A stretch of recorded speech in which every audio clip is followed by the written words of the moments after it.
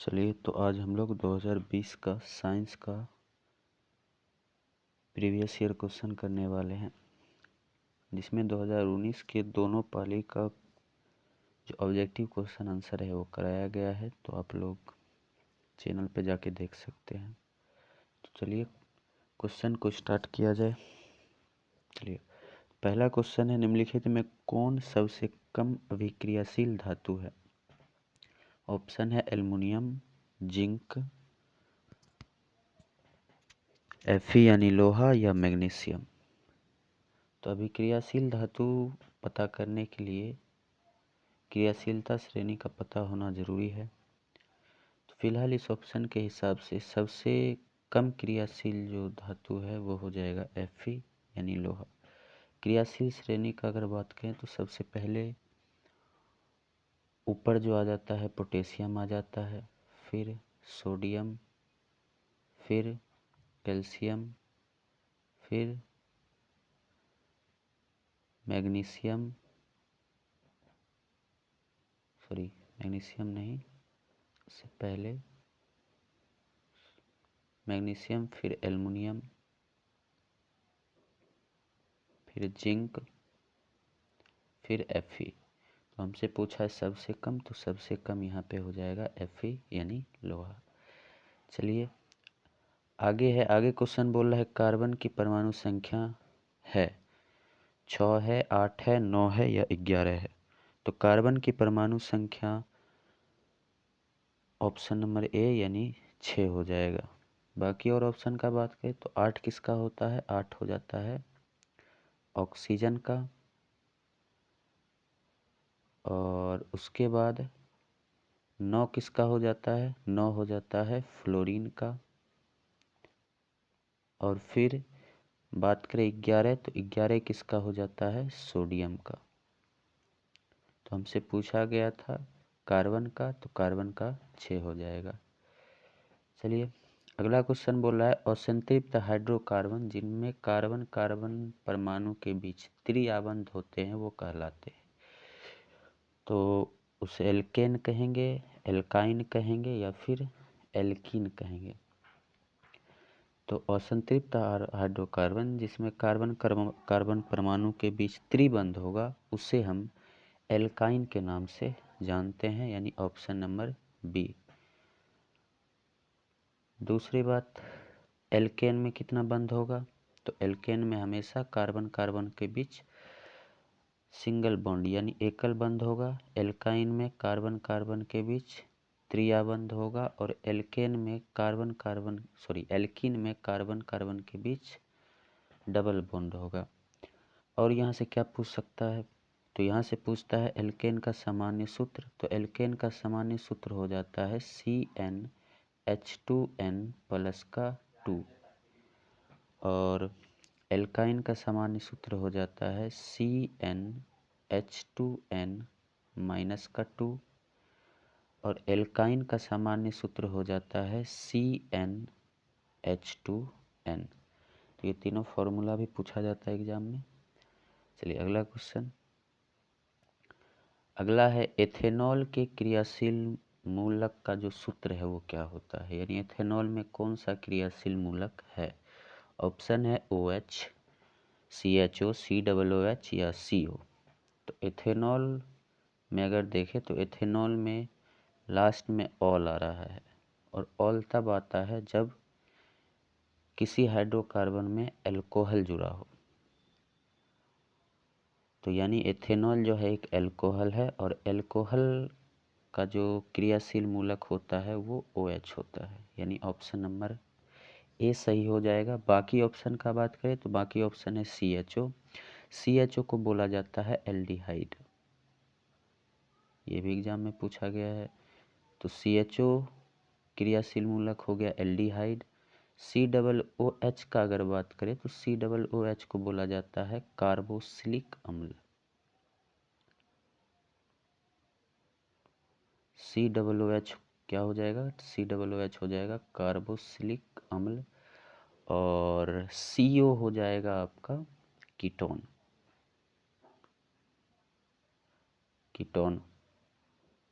तो हमसे एल्कोहल पूछा था, तो एल्कोहल OH हो जाएगा, CHO एल्डिहाइड, COOH कार्बोक्सिलिक अम्ल और CO हो जाएगा कीटोन। अगला क्वेश्चन, अगला पूछ रहा है कि विद्युत प्रतिरोधकता का SI मात्रक क्या होता है? क्या ओम होता है, या ओम बटा मीटर होता है, या वोल्ट बटा मीटर होता है, या ओम इंटू में मीटर होता है? तो हमसे विद्युत प्रतिरोधकता का SI मात्रक पूछा है, तो विद्युत प्रतिरोधकता का SI मात्रक ओम मीटर होता है। अब आता कहाँ से? तो फॉर्मूला विद्युत प्रतिरोधकता को सूचित करते हैं रो से, और रो बराबर फॉर्मूला हो जाता है RA/L। अब R यानी प्रतिरोध, प्रतिरोध का SI मात्रक ओम। चलिए, प्रतिरोध का SI मात्रक क्या हो जाएगा? ओम। और यहाँ ए मतलब एरिया यानी क्षेत्रफल, क्षेत्रफल का SI मात्रक मीटर का स्क्वायर और लंबाई का मात्रक मीटर। तो 1 मीटर से 1 मीटर कैंसिल, तो बच के आ गया ओम इंटू में मीटर। चलिए, और ऑप्शन का अगर बात करें तो यहाँ पे हमको दिख रहा है ओम। ओम किसका मात्रक हो जाता है? ओम मात्रक हो जाता है प्रतिरोध का, तो ये भी ध्यान रखना है। हमसे पूछा था विद्युत प्रतिरोधकता का, तो उसका आंसर हो जाएगा ओम मीटर। और ओम मीटर को ऐसे या फिर संकेत में भी लिखा हुआ मिल सकता है। ठीक, चलिए अगला क्वेश्चन है, निम्नलिखित में कौन विद्युत का सबसे अच्छा सुचालक है? चांदी है, लोहा है, नाइक्रोम है, या रबर है? तो इसका सही जवाब हो जाएगा चांदी, यानी विद्युत का सबसे अच्छा सुचालक जो होगा वो हो जाएगा चांदी। बाकी और ऑप्शन देखें तो यहाँ एक ऑप्शन है नाइक्रोम। तो नाइक्रोम के बारे में ऑब्जेक्टिव ये याद रखना है कि जो विद्युत हीटर होता है उसका कुंडली किससे बना होता है? तो विद्युत हीटर का जो कुंडली होता है वो बना होता है नाइक्रोम से। ठीक, चलिए आगे है, विद्युत धारा के चुंबकीय प्रभाव का खोज सबसे पहले कौन किया? तो फेराडे किया, या ओरेस्टेड किया, या एम्पियर किया, या बोर किया? तो विद्युत धारा का चुंबकीय प्रभाव का जो खोज है वो किसके द्वारा किया गया? तो वो किया गया ओरेस्टेड के द्वारा, यानी ऑप्शन बी सही होगा। इसमें और ऑप्शन का बात करें जैसे फेराडे, तो फेराडे किसका खोज किया था? ये भी क्वेश्चन पूछा जाता है। तो फेराडे किया था विद्युत चुंबकीय प्रेरण का। तो आपसे अगर ये पूछा जाए कि विद्युत चुंबकीय प्रेरण का खोज किसने किया था, तो विद्युत चुंबकीय प्रेरण का खोज फेराडे ने किया था। और अगर ये पूछा जाए कि विद्युत चुंबकीय प्रभाव का खोज कौन किया था, तो ओरेस्टेड ने किया था। चलिए आगे आगे क्वेश्चन बोल रहा है विद्युत मोटर जो है वो परिवर्तित करता है, यानी विद्युत मोटर जो है किस ऊर्जा को किस ऊर्जा में परिवर्तित करता है? तो विद्युत मोटर क्या वो यांत्रिक को विद्युत ऊर्जा में बदलता है, या रासायनिक ऊर्जा को विद्युत ऊर्जा में बदलता है, या विद्युत ऊर्जा को रासायनिक ऊर्जा में बदलता है, या फिर विद्युत ऊर्जा को यांत्रिक ऊर्जा में बदलता है? तो यहाँ अगर बात करें तो विद्युत मोटर का काम होता है विद्युत ऊर्जा को यांत्रिक ऊर्जा में बदलना। ठीक, चलिए और ऑप्शन का अगर बात करें तो यांत्रिक ऊर्जा को विद्युत ऊर्जा में कौन बदलता है? तो ये काम होता है जनित्र का। ठीक, ये भी पूछा जा सकता है, यानी यांत्रिक ऊर्जा को विद्युत ऊर्जा में बदलेगा जनित्र। फिर रासायनिक ऊर्जा को विद्युत ऊर्जा में कौन बदलता है? तो ये काम होता है सेल या बैटरी का,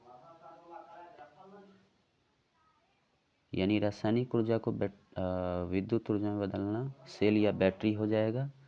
बाकी हमसे पूछा गया था विद्युत मोटर क्या करता है, तो वो विद्युत ऊर्जा को यांत्रिक ऊर्जा में बदल देता है। चलिए अगला क्वेश्चन है, जब पश्चिम की ओर प्रक्षेपित कोई धनावेशित कण यानी अल्फा कण किसी चुंबकीय द्वारा उत्तर की ओर विक्षेपित हो जाता है तो चुंबकीय क्षेत्र की दिशा किस तरफ होगी? तो ये क्वेश्चन थोड़ा सा मतलब हार्ड क्वेश्चन है। तो फिलहाल तो चुंबकीय क्षेत्र का दिशा निकालने के लिए हम यहाँ पे फ्लेमिंग के बाएं हाथ का नियम लगाएंगे। तो अगर लगाएंगे तो जिसमें ये होगा कि धनावेशित कण जो है पश्चिम की ओर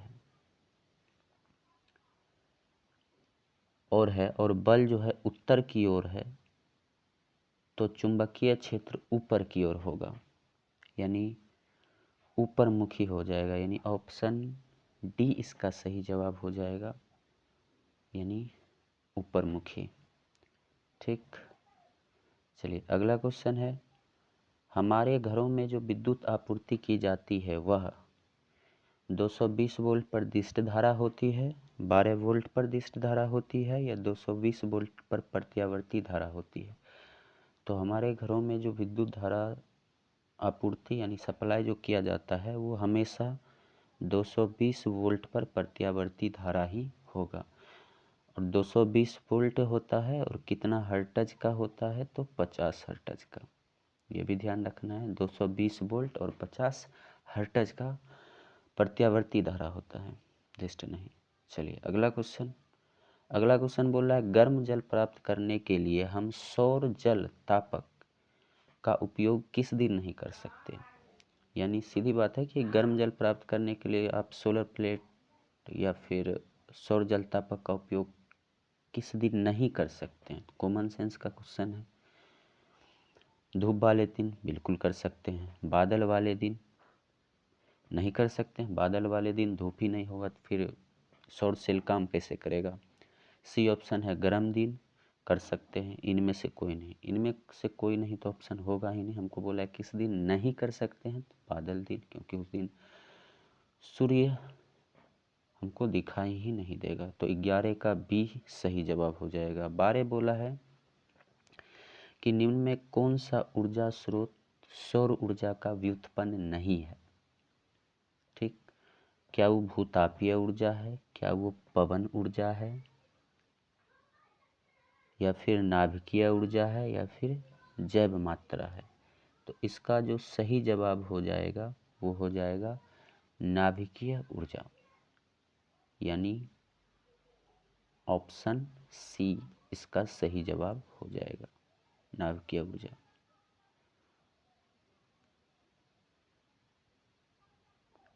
ठीक है, चलिए आगे। बाकी भूतापीय, पवन और जैव मात्रा जो है अप्रत्यक्ष रूप से सौर ऊर्जा पर ही निर्भर होता है, क्योंकि भूतापीय, पवन और जैव तीनों सूर्य पर निर्भर करता है। बाकी अगला क्वेश्चन बोला है कि दर्पण के सामने किसी भी दूरी पर स्थित वस्तु का प्रतिबिंब सीधा प्रतीत होता है, तो वह दर्पण कौन सा हो सकता है। यानी ये सीधा सीधा ये पूछ रहा है कि किस दर्पण में केवल मतलब सीधा प्रतिबिंब बनता है किसी भी दूरी पर अगर हम वस्तु को रखें। ऑप्शन है समतल में, अवतल में, या उत्तल में, या समतल और उत्तल दोनों में। तो यहाँ पे जो आंसर हो जाएगा वो हो जाएगा ऑप्शन डी, यानी या तो समतल या तो उत्तल, क्योंकि दोनों में हमेशा ही सीधा प्रतिबिंब बनता है। ठीक, और हमसे पूछा भी था सीधा प्रतिबिंब बनेगा तो या तो समतल होगा या उत्तल होगा, यानी दोनों दर्पण होगा। चलिए आगे। अगला क्वेश्चन बोल रहा है कि किसी कार का अग्रदीप में प्रयुक्त दर्पण निम्न में कौन है। अवतल दर्पण है, उत्तल दर्पण है, समतल दर्पण है, समतल या उत्तल दर्पण दोनों है। तो अग्रदीप, या फिर अग्रदीप का मतलब क्या होता है, तो अग्रदीप का मतलब जो गाड़ी होता है उसके सामने जो हेडलाइट होता है, जो बल्ब होता है, उसमें कौन सा दर्पण लगा रहता है। यानी कभी कभी इस अग्रदीप के जगह आपको लिखा मिल सकता है हेडलाइट। तो किसी भी कार का जो अग्रदीप यानी हेडलाइट है उसमें किस दर्पण का प्रयोग किया जाता है। तो हेडलाइट में हमें अवतल दर्पण का प्रयोग मिलता है, तो इसका सही जवाब हो जाएगा ए। तो हेडलाइट में तो उपयोग करते हैं किसका, अवतल दर्पण का। लेकिन वाहन से ही क्वेश्चन आता है कि किसी भी गाड़ी के साइड मिरर, यानी साइड मिरर जो होता है, यानी जिसमें हम पीछे के गाड़ी को देखते हैं, उसमें किस दर्पण का प्रयोग किया जाता है। तो किसी भी गाड़ी के साइड मिरर के रूप में उत्तल दर्पण का प्रयोग किया जाता है।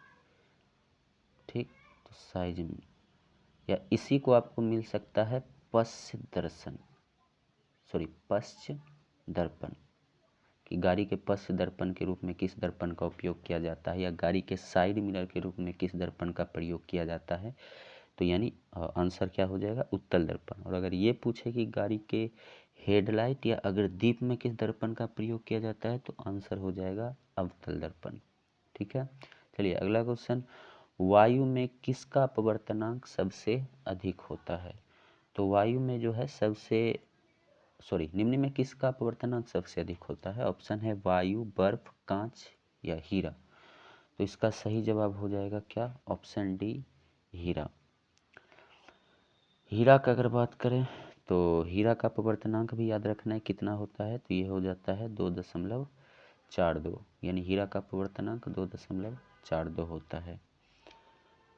और हीरा के बारे में और कुछ, तो हीरा के बारे में याद रखना है कि दुनिया का सबसे कठोर जो पदार्थ है वो है कौन?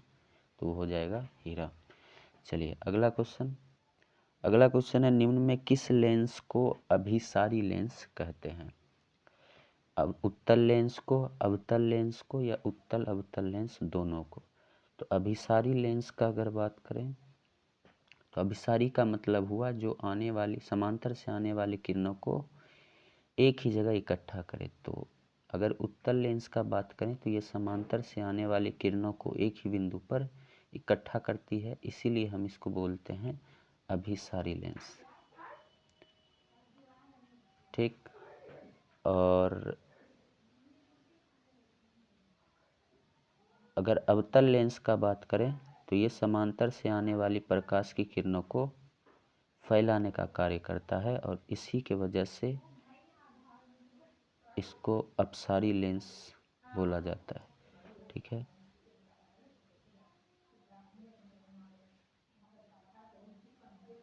चलिए तो फिलहाल हमसे पूछा है किस लेंस को अभिसारी लेंस कहते हैं, तो आंसर क्या हो जाएगा? अभिसारी लेंस यानी उत्तल लेंस। और फिर अगर हमसे पूछता कि अवतल लेंस को किस लेंस के नाम से जानते हैं, तो क्या हो जाता? अपसारी लेंस। चलिए अगला क्वेश्चन है, निम्नलिखित में कौन उभयलिंगी है? केचुआ है, मेढक है, मछली है या फिर कछुआ है? उभयलिंग, तो निम्न में जो उभयलिंगी का एग्जाम्पल हो जाएगा वो हो जाएगा केचुआ। ठीक, उभयलिंगी का मतलब हुआ कि नर और मादा दोनों जननांग जो है एक ही जीन में होता है। ठीक, तो ऑप्शन ए सही जवाब हो जाएगा। अगला क्वेश्चन है, मेंडल ने अपने प्रयोग के लिए किस पौधे को चुना?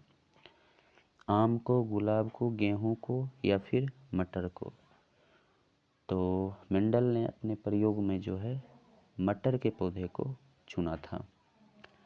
चलिए अगला क्वेश्चन है, निम्न में कौन एक अवशेषी अंग है? क्या वो रीढ़ की हड्डी है, अंगूठा है, कान है या अपेंडिक्स है?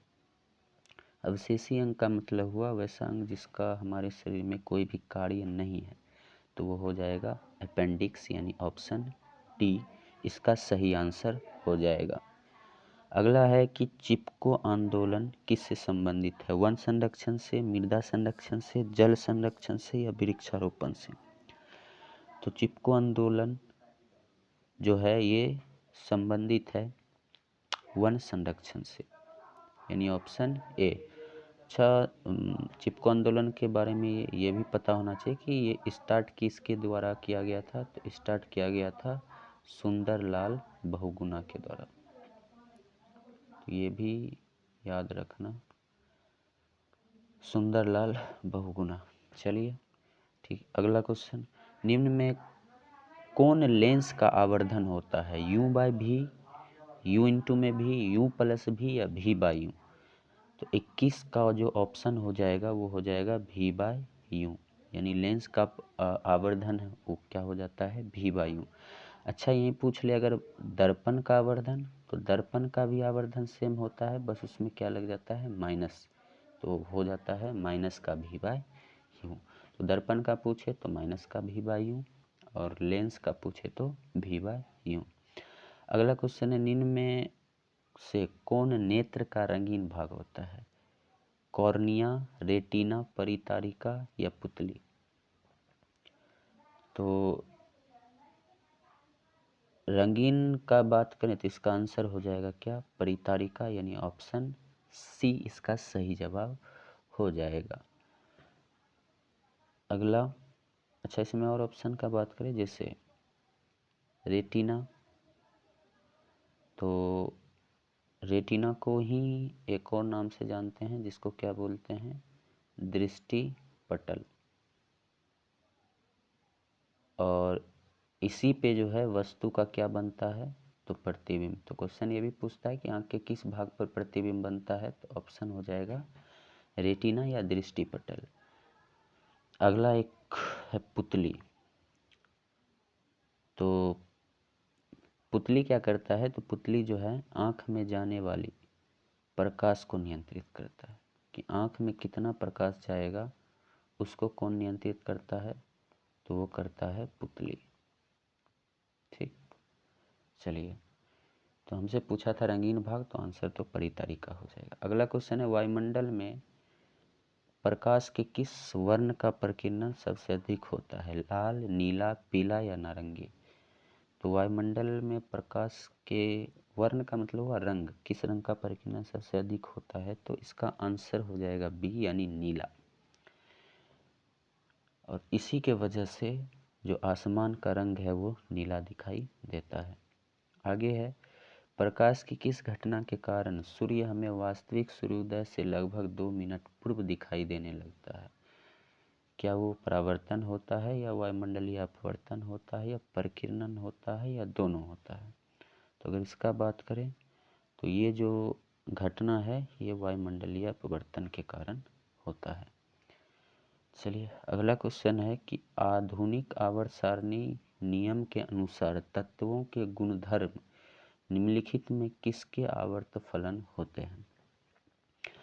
परमाणु द्रव्यमान के, परमाणु संख्या के, या परमाणु आकार के, या घनत्व के।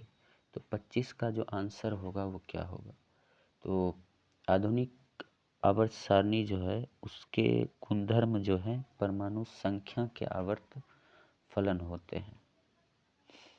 यानी तत्व का जो गुण है वो उसका परमाणु संख्या निर्धारित करता है आधुनिक आवर्त सारणी में। तो 25 का बी हो जाएगा। अगला है, आधुनिक आवर्त सारणी में क्षैतिज कतारें निम्नलिखित में क्या कहलाती है। तो आधुनिक आवर्त सारणी में जो है क्षैतिज जो कतार होगी, क्या वो आवर्त होगा, या समूह होगा, या कोष होगा, या कोई नहीं होगा। तो आधुनिक आवर्त सारणी में क्षैतिज का मतलब जो लेटा हुआ कतार होता है, तो इस लेटे हुए कतार को बोला जाता है, इस लेटे हुए कतार को बोलेंगे आवर्त। ठीक, इसको बोलेंगे आवर्त। और जो ऐसा स्तंभ टाइप होता है ऊर्ध्वाधर, इसको बोलेंगे वर्ग। और वर्ग का संख्या पूछे तो वर्ग का संख्या हो जाता है 18। और अगर आवर्त का संख्या पूछे तो आवर्त का संख्या हो जाता है 7। तो हमसे पूछा था किसका संख्या, यानी क्षैतिज कतार, क्षैतिज मतलब ये लाइन, यानी आवर्त की संख्या। तो आवर्त की संख्या कुल हो जाएगी कितना, सॉरी कुल नहीं, हमसे पूछा था क्या कहलाता है, तो वो कहलाता है आवर्त।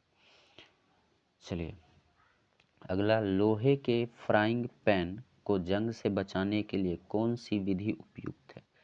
यानी लोहे का जो फ्राइंग पैन होता है उसको जंग से बचाने के लिए क्या हम कर सकते हैं, ग्रीस लगाएंगे, पेंट लगाएंगे, या जिंक का परत लगाएंगे, या इनमें से सभी।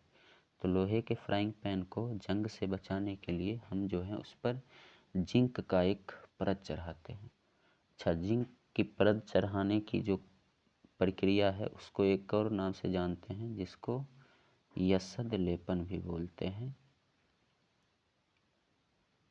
ठीक, चलिए, अगला है, निम्न में किस धातु को चाकू से आसानी से काटा जा सकता है। एल्युमिनियम को,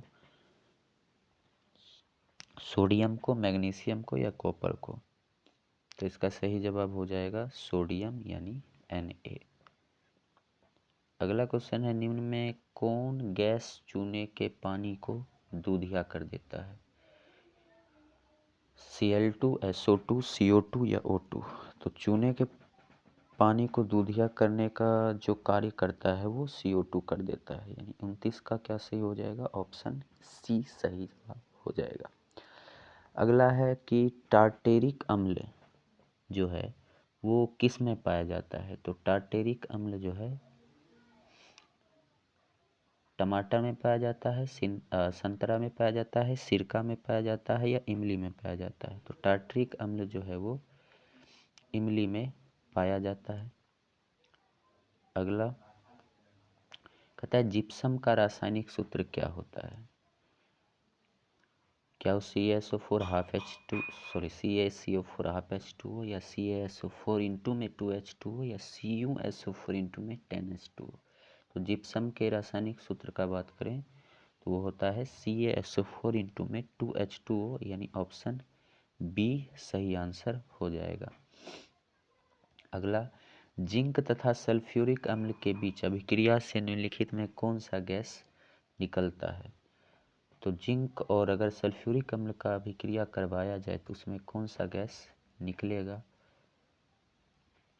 तो इसमें जो है हाइड्रोजन गैस का निष्कासन होगा, यानी ऑप्शन सी इसका सही जवाब हो जाएगा।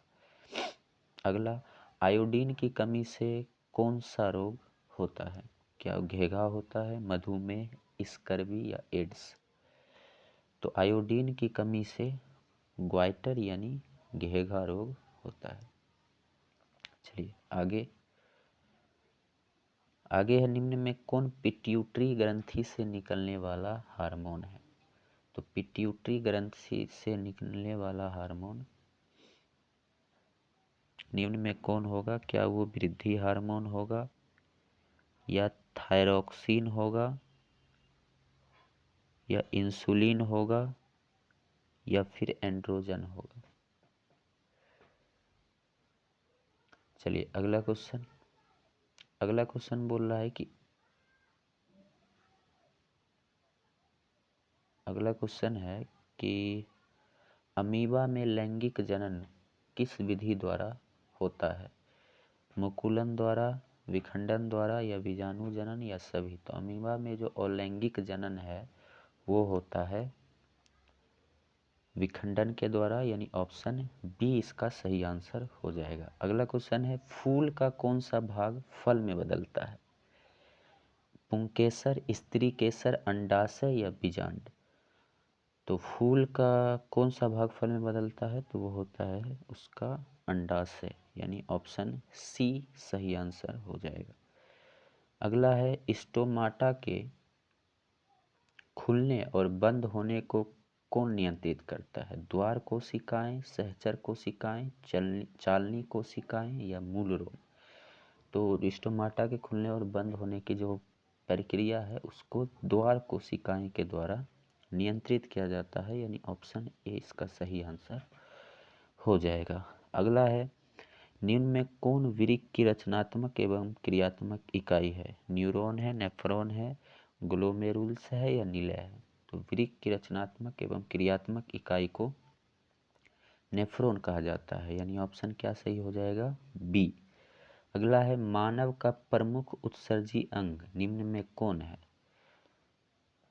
क्या वो वृक्क है, रक्त है, श्वेत ग्रंथि है या फिर अग्नाशय है? तो उत्सर्जी अंग का बात करें तो वो क्या हो जाएगा? वो हो जाएगा ऑप्शन ए वृक्क। ठीक। अगला है कि एड्रोजेन क्या है?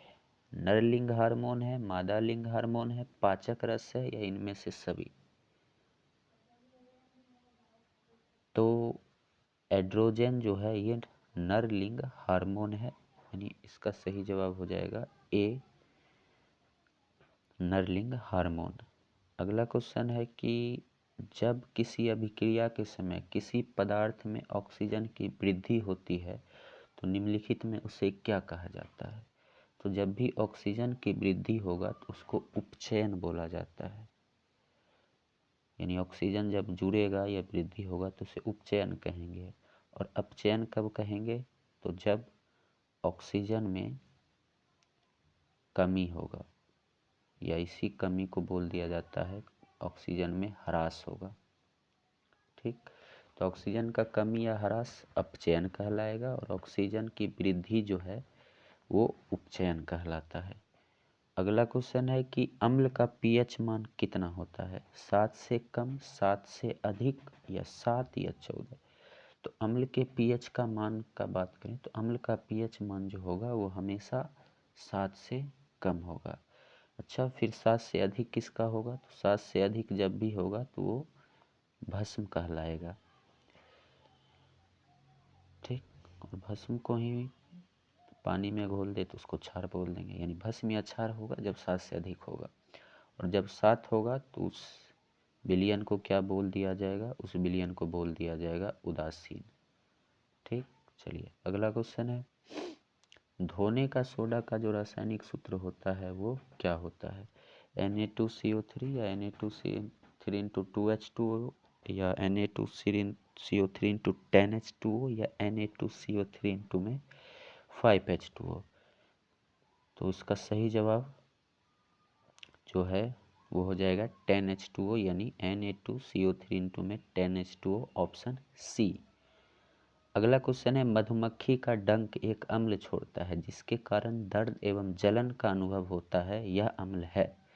तो मधुमक्खी के डंक में कौन सा अम्ल पाया जाता है? तो मधुमक्खी के डंक में जो है मेथेनोइक अम्ल पाया जाएगा, यानी ऑप्शन नंबर कौन सा सही हो जाएगा? ए। इसी मेथेनोइक अम्ल को फॉर्मिक अम्ल भी बोला जाता है। अब यहाँ पे मधुमक्खी पूछ ले या फिर चींटी पूछ ले, दोनों में यही ऑप्शन सही होगा कि उसमें मेथेनोइक अम्ल या फिर फॉर्मिक अम्ल। मेथेनोइक अम्ल जो है ये रासायनिक नाम हो गया, और फॉर्मिक अम्ल जो है ये उसका व्यापारिक नाम हो गया। ठीक, चलिए अगला क्वेश्चन क्या है? अगला है, अमीबा अपना भोजन कैसे पकड़ता है? स्पर्शक के द्वारा, जीभ द्वारा, कूटपाद द्वारा या मुंह द्वारा?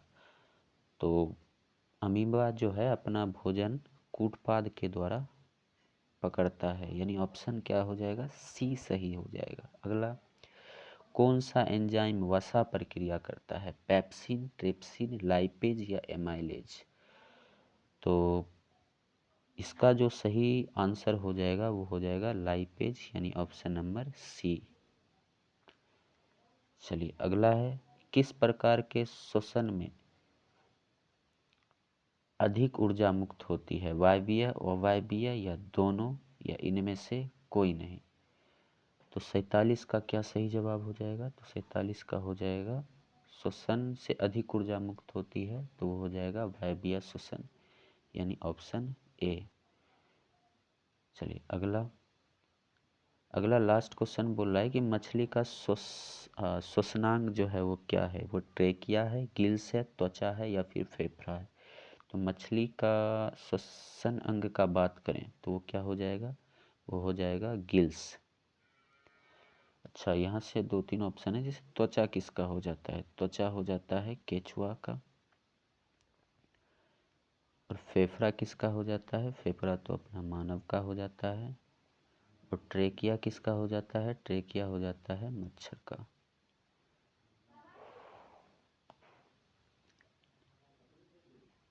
सॉरी,